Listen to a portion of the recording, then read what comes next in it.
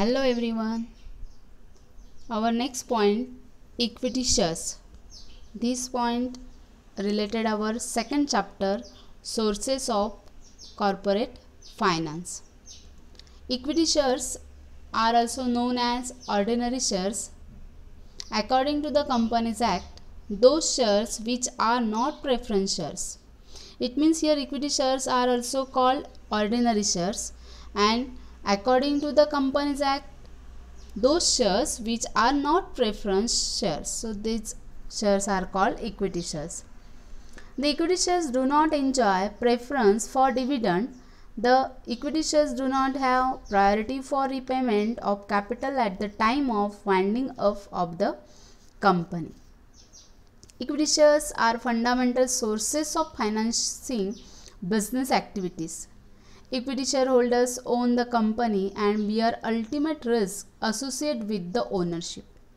So see here, equity shares are also called ordinary shares, and according to the Companies Act, those shares which are not preference shares, म्हणजे जे preference shares नाहीत त्यांना आपण काय म्हणतो, equity shares म्हणतो, त्यांना आपण ऑर्डिनरी शेअर्स असेही म्हणतो. त्याचप्रमाणे इक्विटी शेअर्सना they do not enjoy preference for dividend, म्हणजे त्यांना डिव्हिडंडसाठी प्रेफरन्स आधी देता येत नाही. त्याचप्रमाणे त्यांना रिपेमेंट ऑफ कॅपिटल जे असतं त्यामध्ये सुद्धा त्यांना जेव्हा वाइंडिंग अप केलं जात असतं किंवा कंपनी जेव्हा क्लोजिंग केली जात असते, वाइंडिंग अप केली जात असते, तर तेव्हासुद्धा त्यांना कोणत्या प्रकारची priority he repayment of capital म्हणजे कॅपिटल रिटर्न मिळेल याची शाश्वती नसते. तर अशा शेअर्सना आपण काय म्हणतो, इक्विटी शेअर्स म्हणतो. त्याचप्रमाणे इक्विटी शेअर्स हे fundamental source of financing activities आहेत, म्हणजेच यामध्ये प्रत्येक कंपनीला इक्विटी शेअर्स खरेदी करावे लागतात, परचेस करावे लागतात. आणि हे इक्विटी शेअर होल्डर्स आहेत, ज्यांनी इक्विटी शेअर्स खरेदी केलेले आहेत त्यांना इक्विटी शेअर होल्डर्स म्हणतो. ते मात्र त्या कंपनीचे ओनर असतात आणि त्यांचं जे कॅपिटल त्यांनी त्या बिझनेसमध्ये गुंतवलेलं असतं ते मात्र त्यांना वाइंडिंग अप करत असताना सुद्धा मिळण्याची शाश्वती नसते. त्यामुळे ते एक प्रकारे काय घेत असतात, रिस्क घेत असतात. आणि लक्षात ठेवायचे, इक्विटी शेअर होल्डर्स हे मात्र काय आहेत, ओनर ऑफ द बिझनेस आहेत किंवा ओनर ऑफ द कंपनी आहेत. After paying claims of all other investors, the remaining funds belong to equity shareholders. Thus equity shareholders are residual claimants of the income and asset. Equity shareholders do not carry any fixed commitment of dividend. They are paid dividend at the rate recommended by board of directors.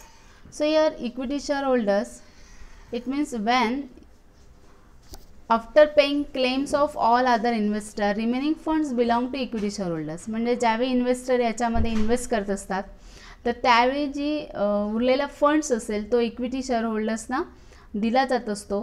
मात्र याच्यामध्ये equity शेअरहोल्डर्सना दिलं जाणारं dividend आहे, हे dividend मात्र त्याचा rate recommended मात्र कोण करत असतं, बोर्ड ऑफ डायरेक्टर करत असतात. If there is no profit, no dividend will be payable. Similarly, if there is a less profit, lesser dividend will be paid.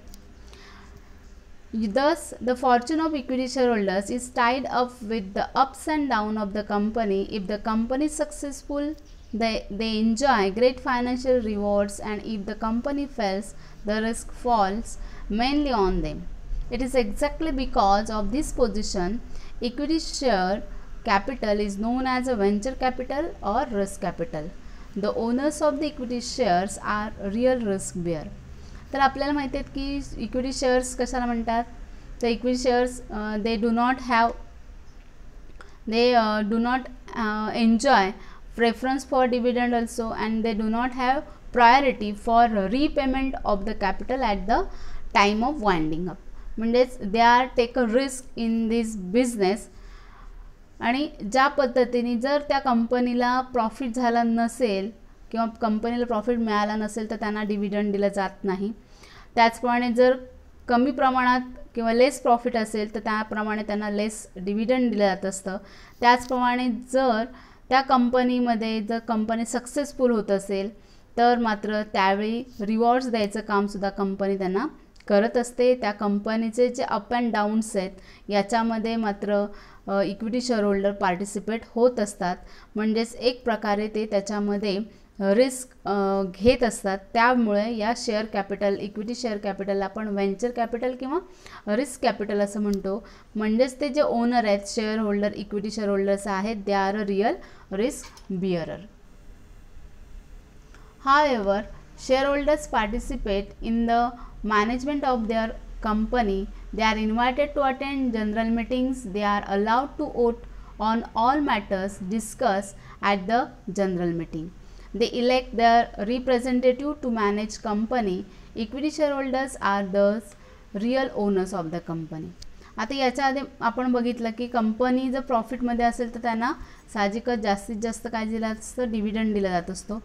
त्याचप्रमाणे त्यांना एक यामध्ये पॉवर जी आहे ती म्हणजेच पार्टिसिपेट मॅनेजमेंटमध्ये हे इक्विटी शेअर होल्डर जे आहेत ते पार्टिसिपेट होऊ शकतात. त्याचप्रमाणे ते जनरल मीटिंग अटेंड करू शकतात आणि कोणत्याही मॅटरवर डिस्कशन करायचं असेल जनरल मीटिंगमध्ये तर त्यांना मात्र तो वोटिंग राईट दिलेला आहे. त्याचप्रमाणे they are also elect the representative to manage the company also. So they are a real owner of the company. तर नेक्स्ट आपण बघणार आहोत फीचर्स ऑफ इक्विटी शेअर्स. तर याच्यामध्ये टोटल 13 पॉईंट्स आहेत. आपल्याला 13 पॉईंट्स बघायचे आहेत आणि यामध्ये हा क्वेश्चन जो आहे तो इम्पॉर्टंट आहे. म्हणजे इथं विचारलं जातं what is equity shares and what are the features of equity share holders, equity shares. म्हणजे हा क्वेश्चन अतिशय महत्त्वाचा आहे. ते 13 पॉईंट आहेत, आपण शॉर्टली बघणार आहोत. तर first one, permanent capital. Equity shares are irredeemable shares. The amount received from equity shares is not refundable by company during its lifetime. Equity shares become refundable only in the event of winding up of the company or company decided to buy back shares. Thus, equity shares capital is long-term and permanent capital of the company. First point that is a permanent capital. Equity shares are irredeemable shares. म्हणजेच या equity share जे आहेत त्याचं जे गुंतवलेलं capital आहे ते permanent असतं. कारण त्यामध्ये जेव्हा इक्विटी शेअर्समध्ये आपण अमाऊंट इन्व्हेस्ट करतो तेव्हा ती रिफंडेबल नसते. म्हणजे ते आपल्याला मिळेलच, कंपनीच्या काळामध्ये मिळेल याची खात्री नसते.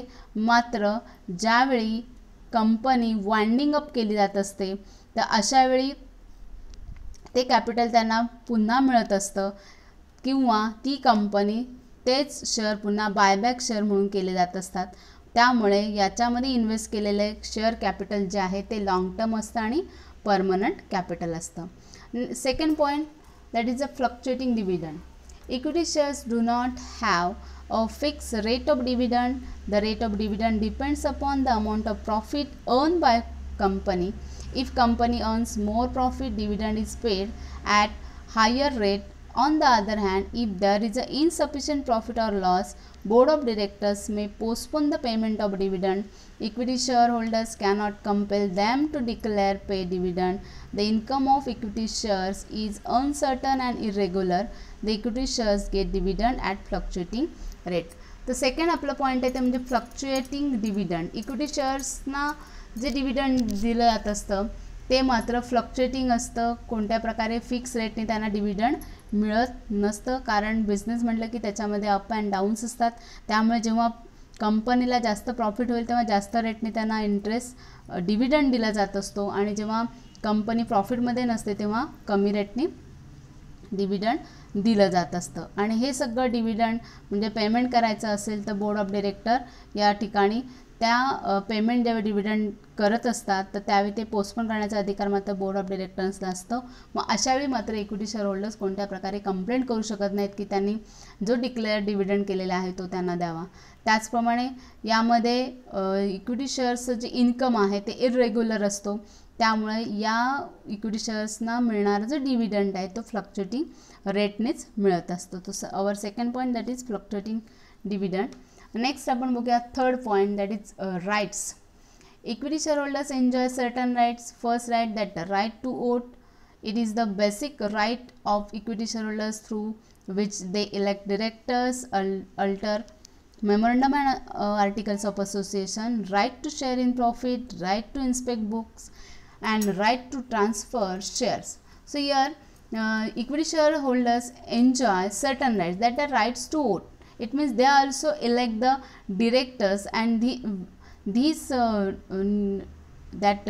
related right of equity shareholders, that they elect director and these alter in memorandum and article of association. म्हणजेच त्यांना डिरेक्टर जे इलेक्ट करायचे असतील तर तसं मात्र जो कंपनीचा ॲक्ट आहे तो मात्र त्याप्रमाणे ह्याच्यामध्ये मेमोरंडम अँड आर्टिकल ऑफ असोसिएशनमध्ये मेन्शन केलेलं आहे. त्याचप्रमाणे they right to share in profit, त्यांना प्रॉफिटमध्ये सुद्धा राईट आहे. त्याचप्रमाणे त्या इक्विटी शेअर्सवर आपल्याला काय मिळत असतं, डिव्हिडंड मिळत असतो. त्यामुळे ज्याप्रमाणे कंपनीला जर चांगला प्रॉफिट मिळाला किंवा सक्सेसफुल झाला तर अशावेळी मात्र जास्त रेटने त्यांना डिव्हिडंड मिळण्याचा अधिकार आहे. त्याचप्रमाणे राईट टू इन्स्पेक्ट बुक, त्यामुळं इक्विटी शेअर होल्डर्सना मात्र स्टॅट्युटरी बुक्सचा कंपनीचे स्टॅट्युटरी बुक्स असतील ते इन्स्पेक्शन किंवा इन्स्पेक्ट करण्याचा अधिकार पण आहे. त्याचप्रमाणे त्यांना राईट आपले शेअर्स जे आहेत ते शेअर्स मात्र ट्रान्सफर करायचे असतील, म्हणजे आपल्या नावे असतील तर दुसऱ्या व्यक्तीला विकायचे असतील तर अशावेळी मात्र ते आपले शेअर्स ट्रान्सफर करू शकतात. आणि ते ती जी प्रोसिजर आहे ती आर्टिकल ऑफ असोसिएशनमध्ये आहे. Next, no preferential right. Equity share holders do not enjoy preferential right in respect of payment of dividend. They are paid dividend only after dividend on preference shares has been paid. Similarly, the time of winding up of the company, the equity shareholders are paid last. Further, if no surplus amount is available, equity shareholder will not get anything. It means this our fourth point, that is no preferential right. याच्यामध्ये लक्षात ठेवायचं की equity share होल्डर्सना dividend द्यायचा असेल तर त्या आधी पहिल्यांदा प्रेफरन्शियल होल्डर्स जे असतील तर त्यांना आधी डिव्हिडंड दिला जात असतो आणि त्याच्यानंतर मग डिव्हिडंड जो शिल्लक राहिलेला असेल तो मात्र इक्विटी शेअर होल्डर्सना दिला जात असतो. त्याचप्रमाणे next our point, that is controlling power. The control of company is vested with the equity share holders. They are often describe as real master of the company. It is because they enjoy exclusive voting rights. The act provides the right to cast vote in proportion to shareholding. They can exercise their voting right by proxies without even attending meeting in person. So our next point is controlling power. They are the controller of the company. It means they are the owner of the company. So they are real master. हे लक्षात ठेवायचे, कारण ते काय करत असतात, त्यांना voting rights आहेत, ते इलेक्ट त्यांचं रिप्रेझेंटेटिव्ह बोर्ड ऑफ डिरेक्टर्स म्हणून करू शकतात. त्याचप्रमाणे ते जरी मीटिंग अटेंड करू शकले नाही तर ते प्रॉक्झी तिथे मात्र काय करू शकतात, हायर करू शकतात. त्याचप्रमाणे they are also participate in the management and affairs of the company. They elect the representative call directors for management of the company. They are allowed to vote on all matters discuss at the general meeting. Thus equity shareholders enjoy control over the company. म्हणजेच ते पार्टिसिपेटसुद्धा मॅनेजमेंटमध्ये आणि affairs of the कंपनीमध्ये करू शकतात. त्यांना voting rights आहेत, त्यामुळे they are the control over the company. Next our point, that is risk.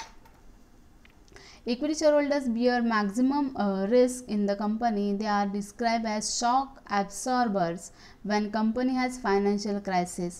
If the income of the company falls, the rate of dividend also comes down. Due to this, market value of equity shares come down, resulting into capital loss. The equity shareholders are main risk taker. तर या ठिकाणी त्यांना risk अतिशय important point आहे.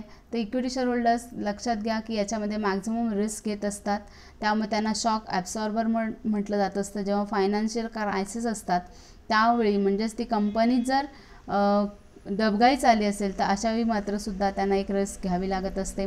म्हणजेच त्या कंपनीचं income जर कमी झालं असेल तर त्यांना साहजिकच डिव्हिडंड कमी मिळतो.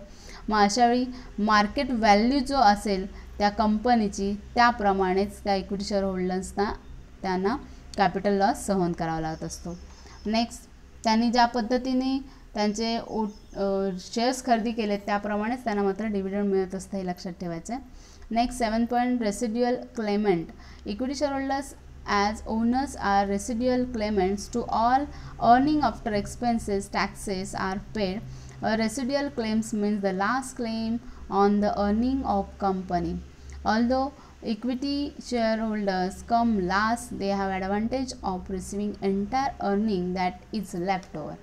So our 7th point is residual claimant. Equity shareholders are, we know that, owners, and they also residual claimants to all earning after expenses. म्हणजे खर्च केल्यानंतर जे अर्निंग असेल, म्हणजे त्यांना एक्सपेन्सेस कुठले असतात तर टॅक्स पेड करायचे असतील, आणि हे सगळं पेड केल्यानंतर जो का अर्निंग जो त्या कंपनीचं राहणार आहे त्याच्यावर मात्र ते क्लेम करू शकतात.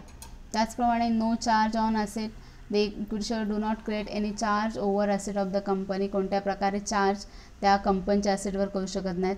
त्याचप्रमाणे नेक्स्ट पॉईंट आहे bonus share. Bonus shares are issued as gift to equity share holders. These shares are issued free of cost to existing equity shareholders. These are issued out of accumulated profit. Bonus shares are issued in proportion in the shares held. Thus, capital investment of equity shareholder tends to grow on its own. This benefit is available only to the equity shareholders. तर या bonus share आपला 9 point आहे. तर equity share होल्डर्सना मात्र bonus share दिले जात असतात, आणि हे बोनस शेअर जो ॲक्युम्युलेटेड प्रॉफिट असेल, कंपनीचा जो उरलेला प्रॉफिट असेल, तर त्यातून बोनस शेअर इश्यू कंपनी करत असते. आणि हे बोनस शेअर्स त्या इक्विटी शेअर होल्डर्सना त्यांनी जेवढे शेअर्स खरेदी केले त्या प्रपोर्शनमध्ये दिले जात असतात. त्यामुळे capital investment of equity share holder trend to grow on its own, and this benefit is available only to the equity share holders. Next, right issue. When a company needs more funds for expansion purpose and raise further capital by issue of shares, the existing equity shareholders may be given priority to get newly offered shares. This is called right issue. The shares are offered to equity shareholders first in proportion to their existing shareholders. So our 10 point, that is right issue. या ठिकाणी लक्षात घ्यायचं या पॉईंटमध्ये की ज्यावेळी कंपनीला expansion करायचं असेल आणि मोर फंड्सची गरज असते, तर अशावेळी कंपनी काय करत असते, हे शेअर्स इश्यू करत असते. मग अशावेळी जे एक्झिस्टिंग इक्विटी शेअर होल्डर्स आहेत त्यांना पहिल्यांदा प्रायोरिटी दिली जात असते, म्हणजे त्यांना ऑफर इक्विटी शेअर होल्डर्सना दिली जात असते. आणि त्यावेळी जे ऑफर दिली जात असते किंवा जे शेअरची ऑफर केल्या जात असतात त्याला आपण राईट इश्यू म्हणतो. आणि ते शेअर्स फर्स्ट प्रेफरन्स मात्र इक्विटी शेअर होल्डर्सना दिलं जात असतं, आणि ते पण त्यांनी जे खरेदी केलेले पहिले जे शेअर्स असतील त्या प्रपोर्शनमध्ये दिले जात असतात. Next, face value. The face value of equity share is low. It can be generally ₹10 per share or even ₹1 per share. तर याची फेस व्हॅल्यू जी आहे इक्विटी शेअर्सची ती मात्र अतिशय कमी असते. That face value of equity share is low. For example, ₹10 per share or ₹1 per share also. Next, market value. Market value of equity shares fluctuates according to the demand and supply of this share. The demand and supply of equity shares depends on profits earned and dividend declared. When a company earns huge profit, market value of its shares increases. On the other hand, when it incurs loss, the market value of its shares decreases. These are frequent fluctuation in the market value of equity shares in comparison to other securities. Therefore, equity shares are more appealing to the specular. म्हणजे या ठिकाणी जे market value आहे ते market value मात्र equity shares होल्डर्सना किंवा equity shares ज्या पद्धतीने त्यांना डिव्हिडंड फ्लक्च्युएट मिळत असतो फ्लक्च्युएटिंग रेटनी, त्याचप्रमाणे त्याचं डिमांड आणि सप्लाय कसं आहे त्याच्यावर अवलंबून असतं. त्याचप्रमाणे तो डिमांड आणि सप्लाय प्रॉफिटवर अवलंबून असतो, आणि त्याप्रमाणे मग डिव्हिडंड डिक्लेअर केलं जात असतं. म्हणजे ज्याप्रमाणे कंपनी जास्त ह्यूज प्रॉफिट करत असते तर त्यावेळी मात्र त्या शेअरच्या किमती वाढत असतात, इन्क्रीज होत असतात. आणि ज्यावेळी मार्केट व्हॅल्यू म्हणजेच ज्यावेळी कंपनीचं प्रॉफिट कमी होत असतं तेव्हा त्याची मार्केट व्हॅल्यूसुद्धा डिक्रीज होत असते. नंतर आपला लास्ट पॉईंट आपण घेतो capital appreciation. Share capital appreciation takes place when market value of share increases in the share market. Profitability and prosperity of the company enhances reputation of company in the share market, and it facilitates appreciation of market value of equity share. तर last point that is capital appreciation, म्हणजे share capital appreciation. या ठिकाणी market value ज्यावेळी increase होत असते share मार्केटमध्ये, त्यावेळी साहजिकच त्या कंपनीचं प्रॉफिटेबिलिटी वाढत असते, प्रॉस्पेरिटी वाढत असते, त्याचप्रमाणे त्या कंपनीचं रेप्युटेशनसुद्धा वाढत असतं. म्हणजे इक्विटी शेअर्स जर खरेदी केले तर त्या कंपनीला जास्तीत जास्त त्या कंपनीचं प्रॉफिट, प्रॉस्पेरिटी आणि त्याचप्रमाणे रेप्युटेशन वाढत असतं. तेव्हा त्याला जास्त कॅपिटल ॲप्रिसिएशन करण्यासाठी इक्विटी शेअर्स खरेदी केले जात असतात. नेक्स्ट आपण पॉईंट पुढे आपण बघणार आहोत ते टाईप्स ऑफ इक्विटी शेअर्स. तर लक्षात ठेवायचं की इम्पॉर्टन्स ऑफ इक्विटी शेअर्स हा अतिशय इम्पॉर्टंट पॉईंट आहे. त्याचप्रमाणे याच्यामध्ये जे पॉईंट्स आहेत, जे फीचर्स आहेत, ते फीचर्स मात्र लक्षात ठेवायचे आहेत की 13 पॉईंट्स आहेत, ते शॉर्टमध्ये आपल्याला लिहायचे आहेत आणि त्या नोट्स तुम्हाला दिल्या जातील. आणि नेक्स्ट व्हिडिओमध्ये आपण बघणार आहोत टाईप्स ऑफ इक्विटी शेअर्स. तर आपली ही व्हिडिओ तुम्हाला आवडली असेल तर जास्तीत जास्त शेअर करा, लाईक करा आणि आपले सबस्क्रायबर जास्तीत जास्त तुम्ही वाढवले पाहिजेत. ठीक आहे, धन्यवाद.